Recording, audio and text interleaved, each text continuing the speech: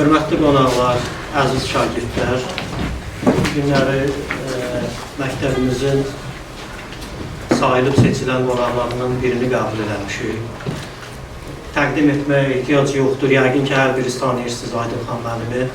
Amma yenə təqdimat edirəm ki, Aydınxan müəllimin Azərbaycan mədəniyyətində, Azərbaycan kulturologiya sənətində nə qədər xidmətlər var və hansı sahalara rəhbərlik edir. Əvvəlcə onu deyim ki, Aydınxan müəllim Yeni Sənətçilər və Yazarlar İctimai Birliyinin sədridir, Kitabxana.net portalının rəhbəridir, prezident təqaüdçüsüdür və eyni zamanda yazıcı kulturologdur.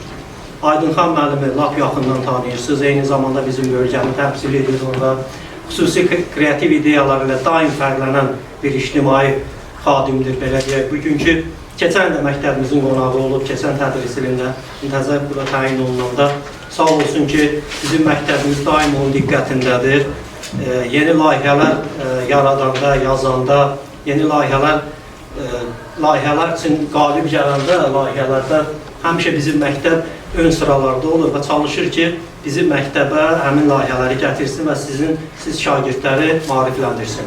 Bugün onun təqdim etdiyi layihələrdən biri də Heydər Əliyev irsidir, Ulu Öndərin irsi haqqında bir layihədir. Keçən tədris ilində Heydər Əliyev irsinə aid çoxlu kitablar bizim kitabxanaya hədiyyə etdi və bizim kitabxananın xüsusi bir yerində onlar öz yerini tutmuşlar və Heydər Əliyev irsi adı ilə orada fəaliyyət göstərir.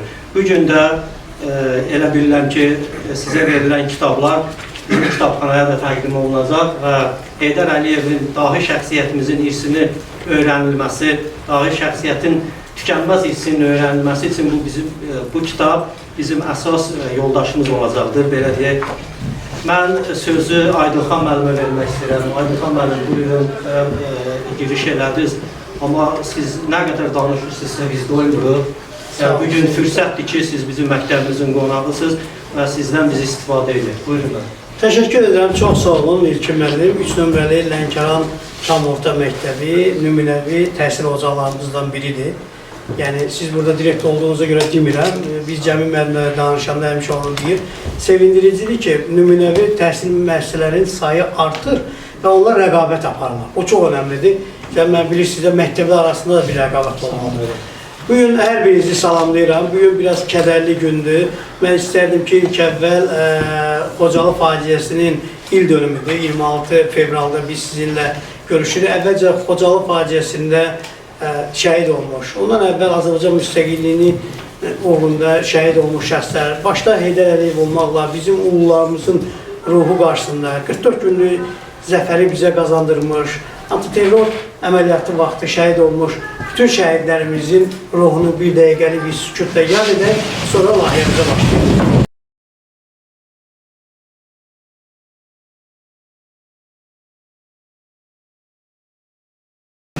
Dostlar, Azərbaycan Respublikasının Gənclər Fondu bilirsiniz ki, Gənclər Təşkilatları və yeni nəsillə işləyir. O cümlədən də yeniyetmə, məktəblilər, tələbələrlə birbaşa təmasda olmaq üçün bizim kimi, yəni mənim rəhbərlik etdiyim Yeni Yazarlar və Sənətçilər İctimai Birliyinin müxtəlif layihələrini dəstəkləyir. Bu layihələrin içində də bu il, yəni keçən il daha doğrusu 2025-2026-cı illəri özündə birləşdirən zaman baxımından Heydər Əliyev və suverenlik ili ilə bağlı ölkə başçımız Qarabağ Fatih İlham Əliyev cənablarının xüsusi sərəncamı vardır. Bu sərəncama uyğun olaraq bir layihə müsabiqəsi elan etmişdir. Bizim təşkilatda Yeni Yazarlar və Sənətçilər İctimai Birliyi olaraq bu layihədə iştirak edilir, bu müsabiqədə iştirak edilir və biz Milli Konstitusiya və Suverenliyi Heydər Əliyev, Azərbaycanın Heydər Əliyev əbədi irsi adında bir layihə ilə çıxış etdik. Sağ olsunlar, yeni nəsil üçün əbədi miras adlı bu layihəmizi dəstəklədilər. Bu layihə çərçivəsində İlkin müəllim, Azərbaycan Respublikası Gənclər Fonduna, amma ondan əvvəl ölkə başçısına və Azərbaycan dövlət rəhbərliyinə minnətdarlığımızı bildiririk ki, yeni nəslə ünvanlanmış layihələri dəstəkləyirlər və biz tez-tez sizinlə təmasda oluruq. Layihə çərçivəsində qısaca bir məlumat vermək istəyirəm. Biz əlinizdə olan Heydər Əliyev əbədi miras, onun fəaliyyəti haqqında, onun kəlamlarını özündə etibar edən və format baxımından buna dünyada cib və yaxud tez oxunan kitab formatı deyirlər. Bir toplu çap etdik. Bu toplunun elektron variantı və eyni zamanda 5 elektron yeni nəşr. Burada siz onu görürsünüz. Kitabxana.net portalında yerləşdirilib. Ayrıca da bir Əbədi İrs adlı Facebook səhifəmiz var. Orada da bütün bu materialları yerləşdirmişik. Əsas mərzi nədir? Biz burada sizinlə bir kiçik beyin mərkəzi yaratmışdıq. Həmin beyin mərkəzi yaradan zaman razılaşdıq ki, biz dünyanın müxtəlif təcrübələrini öyrənirik, amma qalib gələn Azərbaycan təcrübəsini və bu təcrübənin yetişməsi üçün böyük bir məktəb saxlamış, böyük bir dövlətçilik tarixini bizim qızıl hərflərlə yazmış Heydər Əliyev irsinin gənclərə çatdırılmasında müxtəlif formatları düşünməliyik. Baxın, bu yaxınlarda ölkə prezidenti hansı böyük ölkədə oldu?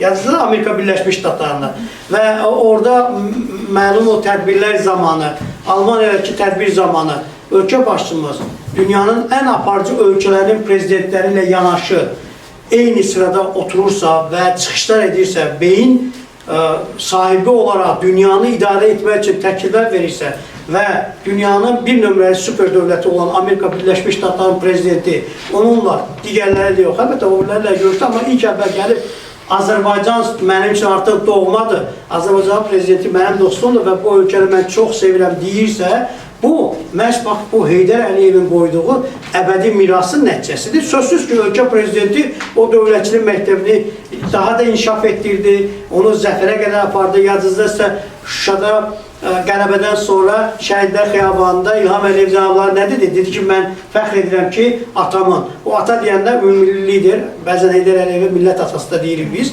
o ümumilli liderin öz atasını və milləti birləşdirən, modern Azərbaycan quran, indiki Azərbaycanın bünövrəsini möhkəmləndirən bir şəxsin əbədi mirası olaraq bu qələbəni və o çağdaş, modern Azərbaycanı nəzərdə tuturdu. Dedi ki, mən atamın, onun ruhu Allah rəhmət eləsin, onun vəsiyyətini reallaşdırdım və onun arzusunu gerçəkləşdirdim. Dostlar, Heydər Əliyev irsi elə ölməz bir irsdir ki, onu illər boyu tədqiqatçılar araşdırırlar, hələ sona qədər çıxa bilmirlər. Təəssüf olsun ki, biz bəzən özümüzcə bir təhər yanaşırıq, fikirləşirik ki, çünki həm də Heydər Əliyevi o qədər görmüşdük, hamımız onu özümüzcə hiss edirik, amma bu adam çox böyük bir düşüncə sahibi, dünya tarixini dəyişdirən və dünyanın süper ölkəsi olan SSR, sabiq SSR-nin ikinci, amma faktiki birinci rəhbəri idi. Baxın, Çernobıl hadisəsi baş verirdi, Heydər Əliyev göndərirlər. Bağımı tikmək lazım idi. Yenə də Heydər Əliyev, Şərqlə bağlı, Türkiyə ilə, İranla bağlı problemlər çıxırdı, yenə də Heydər Əliyev. Çünki o biri rəhbərlər yaş baxımından qoca idilər, yəni onlar çatdıra bilmirlər. Və ən maraqlı cəhət nə idi? Bağımı tikəndə, yadınıza gəlir, biz bilirik, Azərbaycanda oxuyan uşaqları onsuz da ali məktəblərə göndərirdilər Rusiyaya.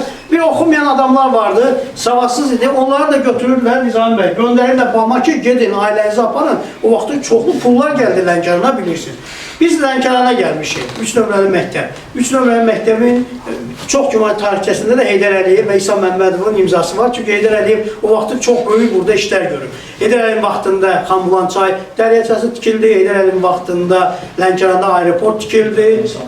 Bəli. Və Heydər Əliyevin vaxtında mənim yadıma gələn məhsul bayramları olurdu. O vaxtı hər il insanlar çox mükafatlar alırdı. Bu sizin babalarınızın, nənələrinizə aiddir. Amma o əbədi irs bizə bundan sonra nə verəcək? Biz gördük, siz o tarixçəni gördünüz, düzdürmü? Yadınıza gəlirdi, Twitter'ə baxırdı ki, İlham Əliyev nə yazacaq, prezident nə yazacaq bugün? Və yaxud baxırdı ki, düşmənləri necə məhv edən bizim dronlarımız, əskərlərimiz və s. var. Baxın, sizin kimi cavanlar idi onlar. O cavanlar ki, kompüter oyununda oynayırlar və iki müəllimlə mən də onları tənqid edirdim ki, nə çox kompüter oyunlarında oturursunuz, amma həmin şəxslər sonra dronları idarə edilər. Və indi biz bu kitabı və bu layihəni niyə həyata keçirdik? Cəmi mənim danışacağım müəyyən məsələləri və digər dostlarımızın öz fikirlərini söyləyəcəklər. Biz sizin yanınıza gəlib və dövlətin nümayəndələri, dövlətin yəni bizə etibar edib, gəlib sizə müəyyən məsələləri çatdırırıq ki, vaxtı ilə Heydər Əliyevin və İlham Əliyevin etdiklərini siz daha da genişləndirməlisiniz. Yəni bizi hələ də təhlükələr gözləyir. Bilirsiniz ki, cənubdan, şimaldan təyyarə partlayışı oldu. Biz onda ayıldı, gördük ki, özümüzdən başqa bizə heç kim kömək edə bilməz. Məsələn, Lənkərandan bilirsiniz ki, indi burada Milli Qəhrəmanların Dağıtım İctimai Birliyinin sədr müavini, bizim təşkilatın da nümayəndəsi var, Ceyhun bəy. Onu da televiziyada görmüşsünüz. O təsdiqləyər. Hardasa 60-a yaxın, 55-60-a yaxın, indi axırıncı da Astralı pəncəli oldu. Bizim milli qəhrəmanımız var, düzdürmü? Məhz bu cənub bölgəsində. Və siz cavanlar, siz gənclər, Heydər Əliyevin və İlham Əliyevin də arzusu nədir, dövlətin arzusu nədir? Siz öz dərslərinizi yaxşı oxumalısınız. Sizin artıq döyüş meydanınız ali məktəblərdir və dövlət bunu sizi dəstəkləyir, düzdürmü Cəlil bəy? Dövlət sizə yalvarır ki, gəlin, yaxşı oxuyun, mən sizə göndərim Amerika Birləşmiş Ştatlarına. Bir universiteti oxumaq 100 minədir. Bir yarım təhsil ili 100.000 dollardır. Dövlət onu cibindən verir ki, siz cavanlar gedərsiniz, indi artıq dünyanı idarə etmək lazımdır. Çünki bunu vaxtilə Heydər Əliyev başlamışdı. Heydər Əliyev Rusiyaya bizim nəslin nümayəndələrini göndərir ki, gedin, oxuyun. Hətta dərs bilməsəniz, rus dilini bilməsəniz də belə, gedin, əvvəl-axır öyrənəcəksiniz, oxuyacaqsınız. İndi Rusiyada çoxlu sayda, həddindən artıq çoxlu sayda iş adamlarımız var. Müxtəlif universitetlərdə işləyənlər, hətta hərbi və digər komplekslərdə işləyən bizim Azərbaycanlılar var. İlham Əliyevin vaxtında daha çox Türkiyəyə və Avropa ölkələrinə getdi. İndi Türkiyənin özündə nə qədər Azərbaycanlılar var, Ceyhun bəy? Harada təpədirsən, bizim yerimiz elə mübariz mənsi orada tutmuş digərlərinə qədər. Dostlar, indi bax sizin vaxtınızdır. Heydər Əliyev əbədi mirası deyir ki, onun ruhu deyir ki, durmaq, oxumaq, dünyanın müxtəlif ölkələrində, hətta Azərbaycana qayıtmasınız da belə, orada idarə edici strukturlarında, biznes strukturlarında çalışmaq ki, bizə sonra lazım olacaqsın. Necə ki, zəfər günlərində biz New Yorkda, Moskvada, Parisdə üsyan edən, avtoyürüş edən, mitinglere çıxan Azərbaycanlıları gördük. Dostlar, mən əvvəl istəyirdim, icazənizlə gələn qonaqları təqdim edeyim. Cəmil müəllim sizin təhsil idarənin məsul şəxsidir, onu tanıyırsınız, çünki məktəbinizə tez-tez gəlir. İki müəllim sizə, Cəmil müəllimə də təhsil idarəsində xüsusi minnətdarlığımızı bildiririk ki, hər dəfə bu tipli aktual layihələri dəstəkləyirsiniz. Bizim keçmiş hərbiçimiz Pərvin bəy, yəni sizin müəllimimizdir. Hər dəfə bizim yanımızda da minnətdarlığı bildiririk onu. Hacı Məhəmmədi tanıyırsınız, ictimai faal, bizim təşkilatın, həm də Cənub bölgəsi üzrə əlaqələndirici sədri, idarə heyətimizin üzvüdür, çox dəyərli insanımızdır. Kitabın da idarə heyətinin, yəni Red Kollegiyanın üzvüdür. Bu tərəfdən Nizami müəllim də eyni ilə təşkilatımızın buradakı nümayəndələrin sədr müavinidir və kitabın da Red Kollegiyasının üzvüdür. Və bilirsiniz ki, yaxın adamlarda həm də bağçada işləyən məsul bir şəxsdir. Ən maraqlısı odur ki, Nizami bəy bağçada şəhidlərdən ibarət. Körpə uşaqlar üçün də böyük bir gülşə düzənləyib, ona görə də təşəkkür edirəm. Və Ceyhun bəy bizimlə Ayxan bəy təşkilatımızın üzvləridir, onlar Bakıdan gəliblər. Elə bu yaxşı qonaqpərvərlik göstərdik, Ceyhun bəy laf qapının yanında saxladı. Ceyhun gəl var, inciyərsə, Ceyhun bəy həm də Borçalı torpağının deməli nümayəndəsidir, teleekspertdir, bizim çox dəyərli ictimai faalımızdır. Heydər Əliyev əbədi miras kitabı hər birinizə verilib ki, siz oxuyandan sonra bu layihənin bir başqa mənzili odur ki, oxuyandan sonra məktəbdə olan və yaxud evdə gedib qonşuların birinə verəsiniz, bu insanlar oxusunlar, bunlar çox önəmlidir. Bu yerdə mən artıq saxlayıram və Cəmil müəllimə söz verirəm.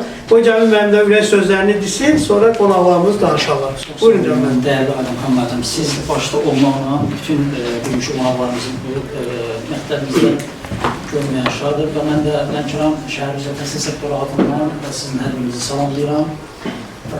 Bugün bizim xalqımız üçün tarixi gündür və eyni zamanda faciə gün olmaqla yanaşı bir tarixdir və biz bunu yaşayırıq və bugün biz şəhidlərimizi anırıq və bizim dəyərli məktəblərimiz də yəqin ki 2 saatda bununla bağlı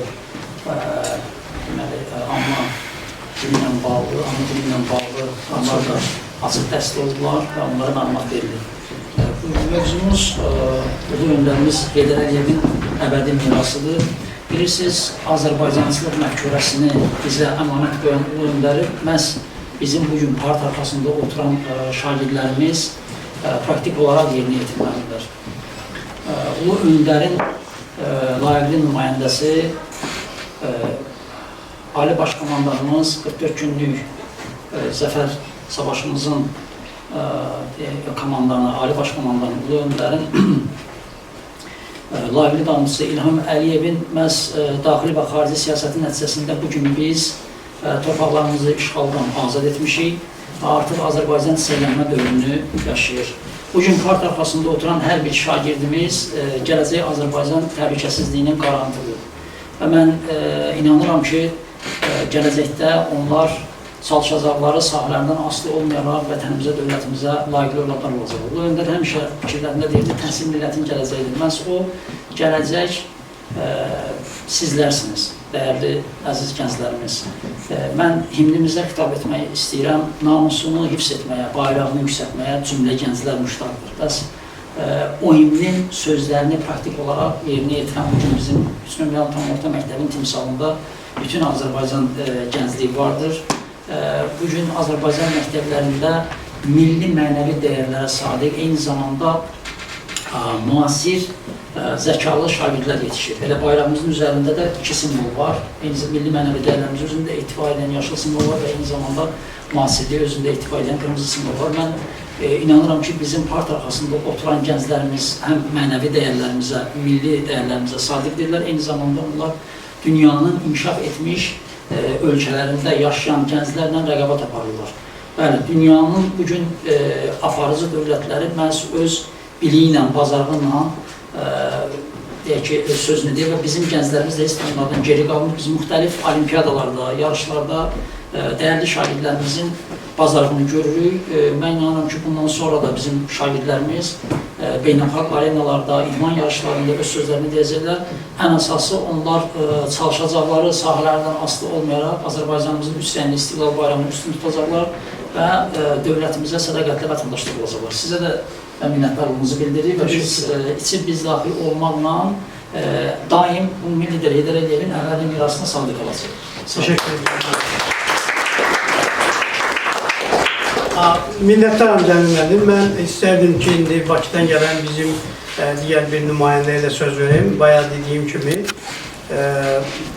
Yeni Yazılı və Sənətçilər İctimai Birliyinin də rəhbərliyində təmsil olunan və tez-tez telekanallarda çıxış edən, eyni zamanda şəhid ailələri, qazilərlə bağlı işlər görən ictimai fəal Ceyhun bəy Süleymanov, buyurun. Ceyhun bəy özü də Heydər Əliyevin pərəstişkarıdır. Hətta bura gələndə bir iri kitab gətirmişdi Heydər Əliyevlə bağlı, məktəbə hədiyyə eləmək üçün. Ceyhun bəy deyir ki, bu kitabı mənə hədiyyə edin, dedim, yox, bu məktəbin hədiyyəsidir. Buyurun, Ceyhun bəy. Çox sağ olun, Nəfəm müəllim, söz verdiyiniz üçün. Mən də öz növbəmdə həm Yeni Yazarlar, Sənətçilər İctimai Birliyi adından hər birinizi salamlayıram və rəhbərliyə də ilkin məlumatı təşəkkür edirəm ki, bizi xoş məramla qarşıladınız. Əlbəttə, bizim bu gənclərimizin vaxtında bizim təhsilimiz təbii ki, Sovet dönəmində təsadüf elədiyi üçün biz istiqaməti müəyyən edə bilmirdik ki, kimdən örnək götürək, hansı belə deyək də, necə ki, bizim ulu öndərimiz bizim indiki faktiki olaraq bir, necə deyək, əlimizdə olan mirası müəyyən etmək üçün bizim əlimizdə elə bir kitab da yox idi, yəni ümumi liderimiz də yox idi ki, həmən dönəmdə. Biz onun yolunla gedək. Ancaq bugünkü gün gənclərimizin, yeniyetmələrimizin xoş o halına ki, bizim əlimizdə olan bu faktlar, sübutlar eyni zamanda gələcəkdə də yeniyetmələrimizin bəhrələnməsi üçün bu şərait yaradılıb bizə və bizim bugünkü günümüz də ondan ibarətdir ki, həm biz gənclərimizlə fəxr edirik ki, eyni zamanda da Ulu Öndər də nəinki Azərbaycan Respublikası daxilində, eyni zamanda dünya Azərbaycanlarına müraciət eləmişdi və gənclərinə də eləcə də Azərbaycanlara müraciət eləmişdi ki, və onlara səslənmişdi ki, bütün dünya Azərbaycanlarının bir vətəni var, Azərbaycan Respublikasıdır və paytaxtı da Bakı şəhəridir.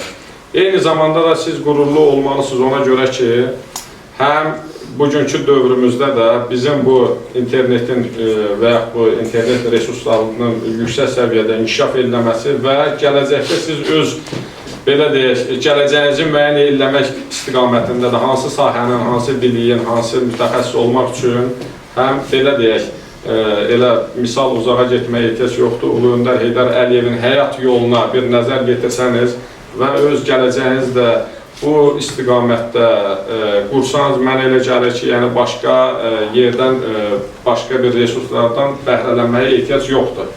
Bir daha sizin gələcəyinizdə sizə uğurlar arzu edirəm. Necə ki, biz böyüklərimizdən Aydınxan müəllim misal olaraq bizim şəxsən mənim müəllimim olub Aydınxan müəllim. Necə ki bizim böyük sözünə qulaq asmışıq, nəsihət götürmüşük. Bugün biz Aydınxan müəllimin yanındayıqsa, demək biz o hörməti deyək, izzəti qazanmışıq ki, yəni biz Aydınxan müəllimin yanındayıq. O cümlədən də sizə necə ki müəllimlərinizin tövsiyələrinə, nəsihətlərinə deyim, təhsildə sizə verdiyi təhsil ocaqlarında rəhbərliyə yüksək səviyyədə xidmət etməyi arzu edirəm və gələcəyinizin də böyüklərə qulaq asıb, müəllimlərin və evdə valideynlərinizin kəlamlarına qulaq asıb gələcək istiqamətdə gələcəyinizi qurmağa görə, yəni ancaq bunu tövsiyə edirəm ki, böyüklərin, müəllimlərin sözünə, xidmətinə və tapşırığına riayət edəsiniz ki,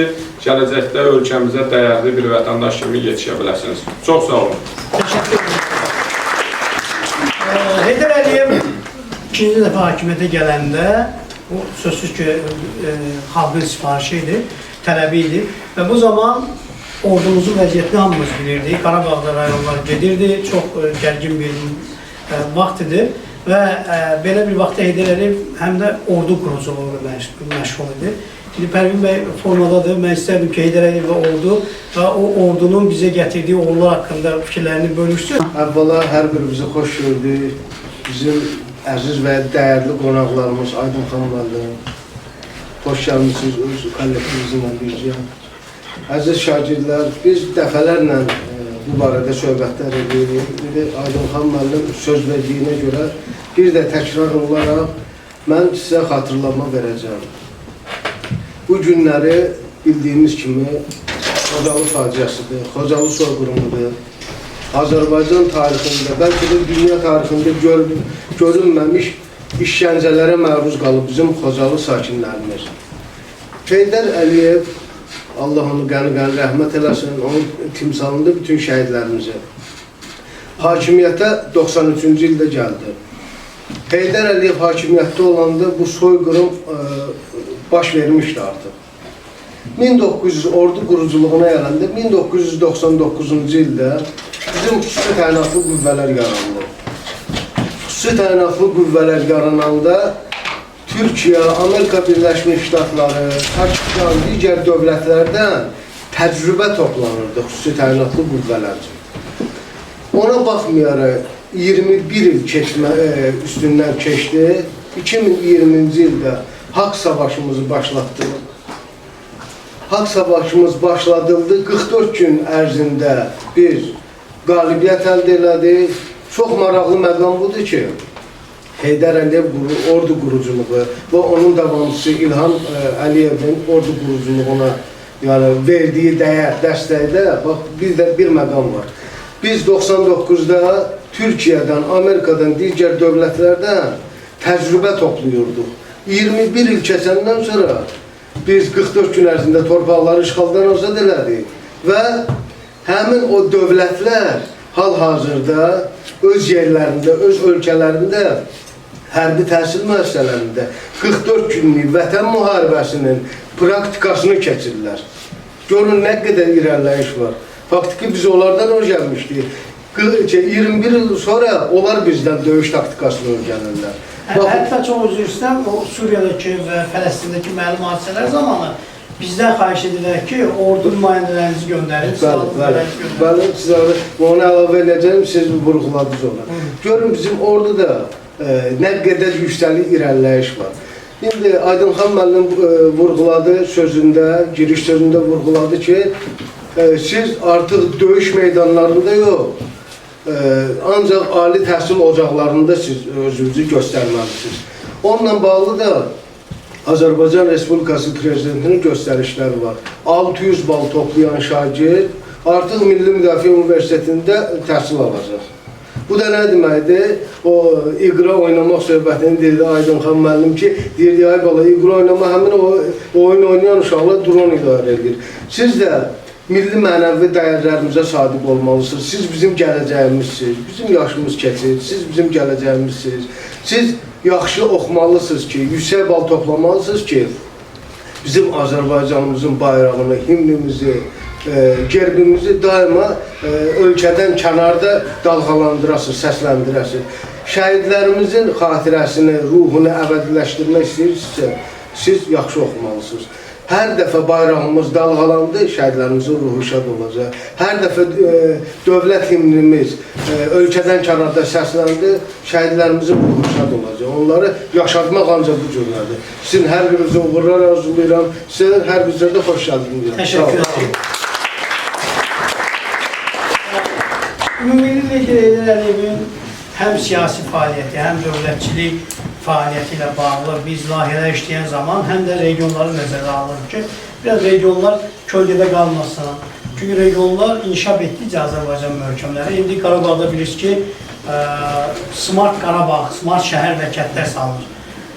Mən də bilirəm ki, Lənkəranda müəyyən mənada öz nüfuzu ilə, gördüyü işlərlə, xeyirxahlığı ilə tanınan bir şəxs var, Hacı Məhəmməd Məmmədov. Mən istərdim ona sözü verək, çünki o da Heydər Əliyev məktəbinin çox sadiq davamçısıdır. Hacı həm də Lənkəranda vaxtilə diktatora namizədliyini də vermişdi.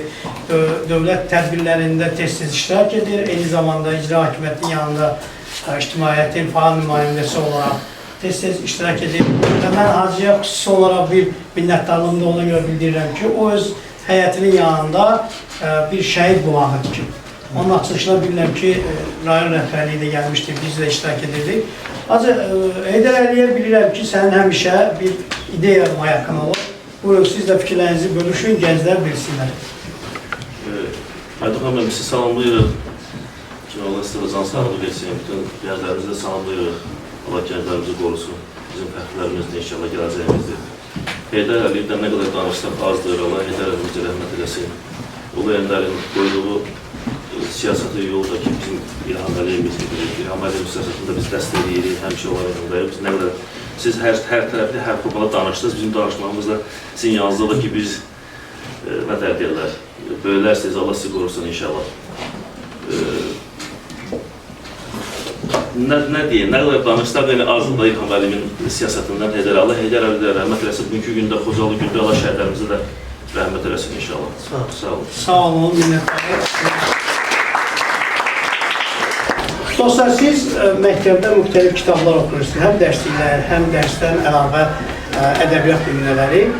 Bilirsiniz ki, bizim yazıçılarla yanaşı həm də ictimai-siyasi xadimlərimiz, o cümlədən də tariximizin qızıl hərflərlə qələbələrimizi və modern Azərbaycanın tarixçəsini yazmış Heydər Əliyev də müxtəlif aforizm və kəlamların müəllifidir.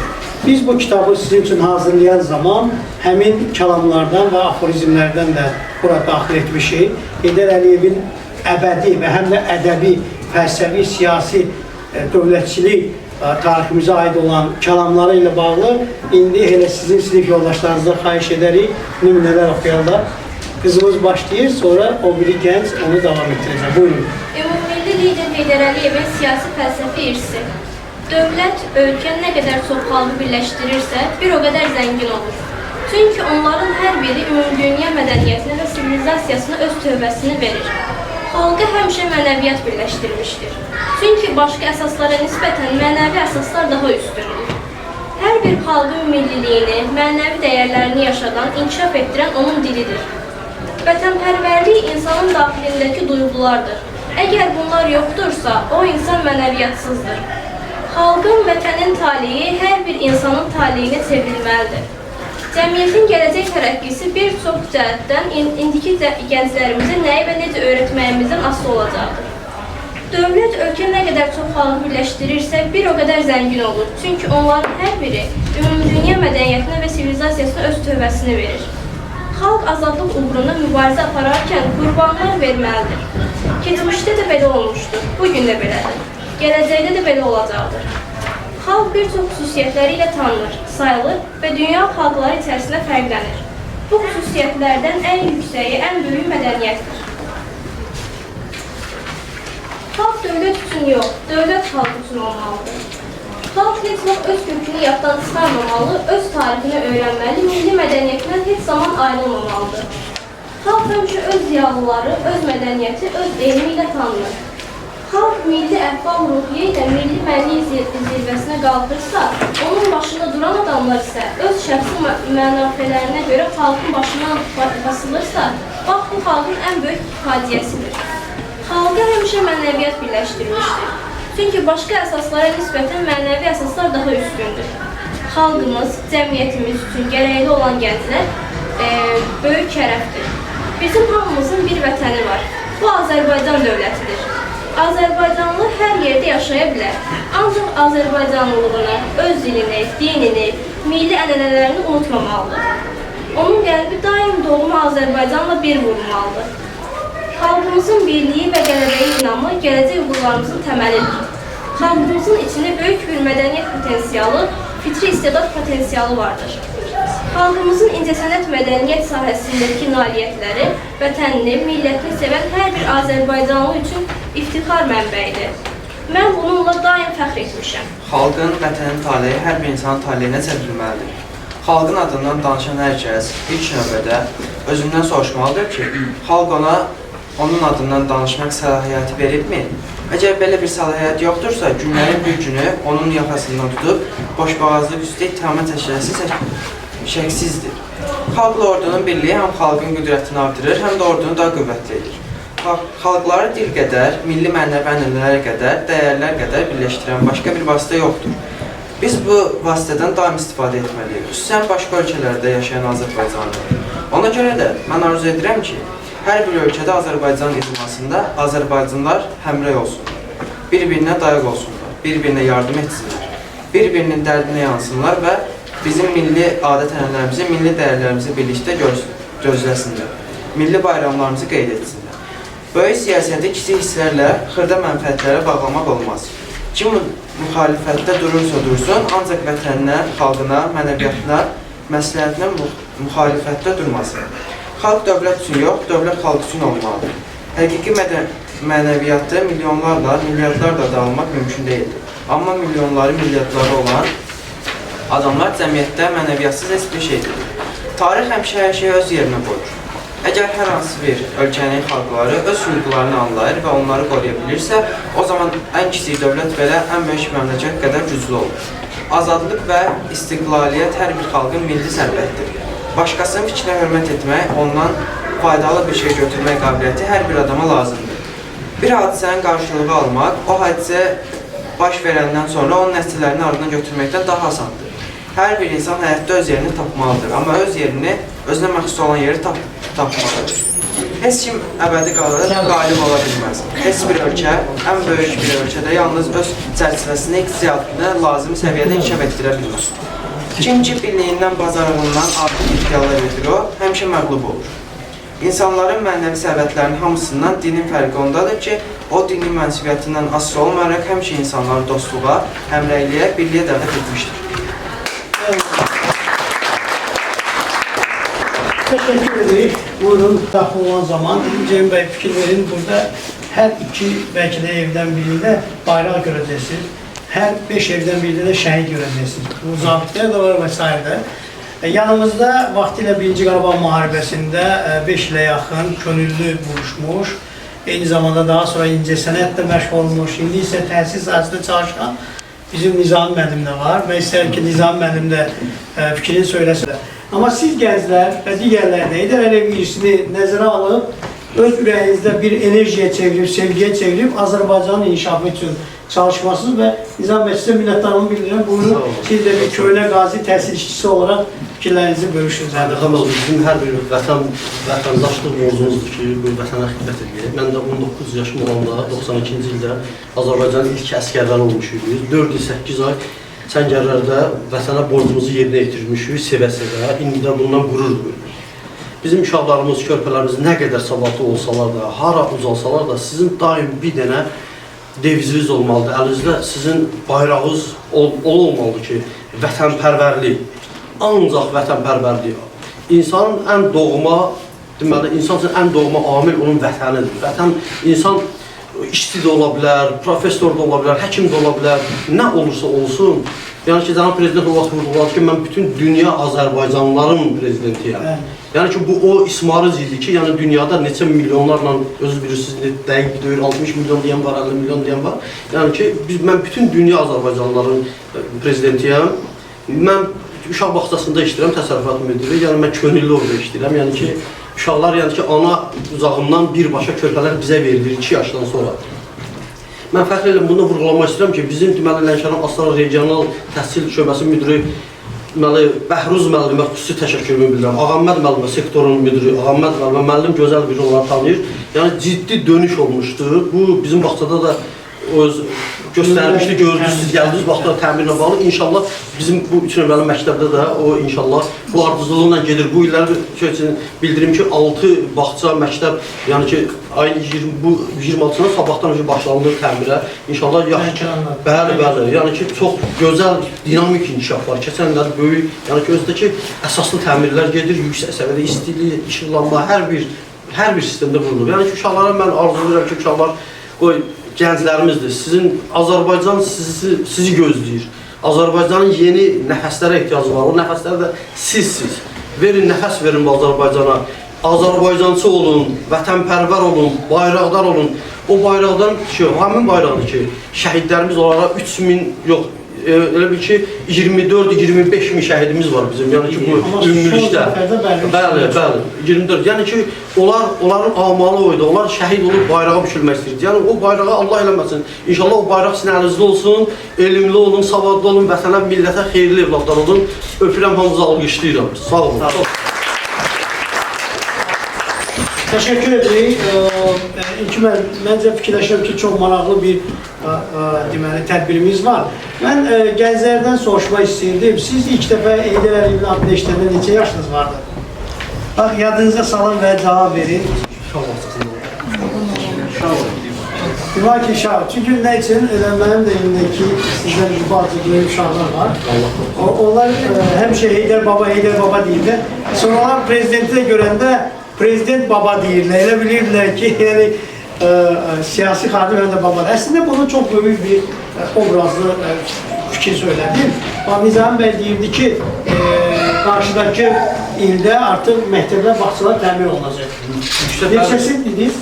Bu hal-hazırda 6 bu proqramına salınır. Bir rayonda 6, görün nə qədər o bir rayonlar. Amma ki, ötən il 4-5 əsaslı təmirlər oldu. Hələ təzə tikilən məktəblər də var. Əslində əbədi miras deyəndə budur. Miras deyəndə yalnız var-dövlət pul deyil ki. Yəni, prezidentin arzusu nə idi? İnkişaf etmiş Azərbaycanı, inkişaf etmiş gənclik və dünyanı idarə edə biləcək kadrlar. Cənab prezidentimiz də indi Heydər Əliyevin arzusunu belə ifadə edir. Artıq neft kapitalından insan kapitalına enməyin vaxtıdır. Dostlar, biz sizə minnətdarlığımızı bildiririk. Çox sağ olun və xüsusi olaraq Azərbaycan Respublikası Gənclər Fondunun rəhbərliyinə, dövlətimizə minnətdarlığımızı bildiririk ki, Heydər Əliyevlə bağlı o yeni kulturoloji layihəmizi maliyyələşdirdilər. Düşünürəm ki, biz sizə həm kitablar gətirmişik, həm kitabxananıza verəcəyik. Eyni zamanda orada digər kiçik bir kitab hədiyəmiz də var. O da Heydər Əliyev, İlham Əliyev, ictimai siyasi sektor qələbəmizlə bağlı, ekologiya ilə bağlı müəyyən fikirləri özündə birləşdirən kitablardır, mini kitabxana olaraq. Əsas məzimiz nədir? Bayağı da qeyd etdim ki, bu enerjini, bu tanıtımı siz öz qohum, əqraba, evdəkilərə, eyni zamanda hər birinizin sosial şəbəkələrdə bilirəm ki, səhifələriniz var. İndi biz sizinlə tədbirin axırında şəkil çəkəcəyik. O şəkillərdən biz İlkin müəllimə də verəcəyik, yəni ki, məktəbin Facebook səhifəsində və digər internet resurslarında yerləşdiriləcək. Bunlar nə üçün önəmlidir? Biz çəkiliş edirik, foto çəkirik, çıxışlar edirik. Bax, indi süni intellekt dövrüdür, düzdürmü? Əgər süni intellekt dövründə siz şəkil, foto və bugünkü tədbir, digər tədbirlərinizi internetdə yerləşdirməsəniz və yaxud sosial şəbəkəyə yerləşdirməsəniz, süni intellekt sizin adınızla bağlı, sizin axtarışı və yaxud Amerikada kimsə 3 nömrəli məktəb axtarışı verdi, o heç də tapıb verə bilməz. Amma şəkil yerləşdirən artıq bilək ki, hə, şəkil, bugün Xocalı ilə bağlı bilək ki, sizin başqa bir tədbiriniz olub, bugünkü tədbir və bundan sonraki tədbirlər və bunlar sizin həyatınız üçün də önəmlidir. Baxın, diqqətli olun, nə üçün deyirəm gənclər. Siz Amerika Birləşmiş Ştatlarına, Avropaya işə düzəlmək, ali məktəbə daxil olmaq üçün ərizə verəndə, onlar sizin Facebook səhifənizi və digər sosial şəbəkələrinizi axtaracaqlar. Görün, bunlar necə insanlar. Ondan sonra sizə təhsil vizası və yaxud iş vizası verəcəklər. Və siz orada əgər tutalım yalnız əyləncə versəniz, deyəcəklər stop, sən bizim universitetdə oxumağa layiq deyilsən. Stop, sən bizdə işləyə bilməzsən, çünki öz ölkəndə işləməmisənsə, əylənmisənsə, sən Amerikaya və yaxud Avropaya ya Türkiyəyə xeyir verə bilərsən. Ona görə də hər biriniz bu məsələlərdə biraz aktiv olun və mən sizdən bir xahiş da eləyəcəm ki, sosial şəbəkə, internet resurslarınızda həm də burada öyrəndikləriniz, Heydər Əliyev, İlham Əliyev, bizim Qarabağ zəfərimizlə bağlı informasiyanı müxtəlif formada, müxtəlif janrlarda, şəkil, foto və yaxud öz fikirləriniz, statuslarınız formasında yerləşdirin. Və sonda ki, mən bir daha sizə təşəkkürümü bildirirəm. Burada bizim müəllimə yəni ki, bir aşağı verər və operatorumuzun da imkanı olsa, rəhmət olunsa. Bu Mircəlal Paşayev adına kitabxana, Milli Virtual Elektron Kitabxanadır. Burada Heydər Əliyevin Əbədi Mirası adında bizim nəşrlərimiz var, 6 kitabdan ibarət. Bunlar topludur. Burada Heydər Əliyev, ordu, təhsil, məktəblər, Azərbaycanın inkişafı ilə bağlı müxtəlif maraqlı informasiyaları və məqalələri, analitik məhsulları özündə birləşdirən kitablardır. Burada bizim bu sizə verdiyimiz kitabın elektron variantıdır. Zəhmət olsun bir də yuxarı layihə haqqında məlumat və digər kitablar. Bir də aşağı verin zəhmət olmasa. Burada bir dənə kitab olmalıdır. O da isə düşmür, bebi yox. 6 kitabdır. O kitablardan mütləq istifadə edin, oxuyun. Çünki sizin hər birinizə onlar lazım olacaq. Müəlliməmizə təşəkkürümü bildirirəm. Şahidlərimizə təşəkkürümü bildirirəm. Və sonda icazənizlə bizim bənzər bizim üçün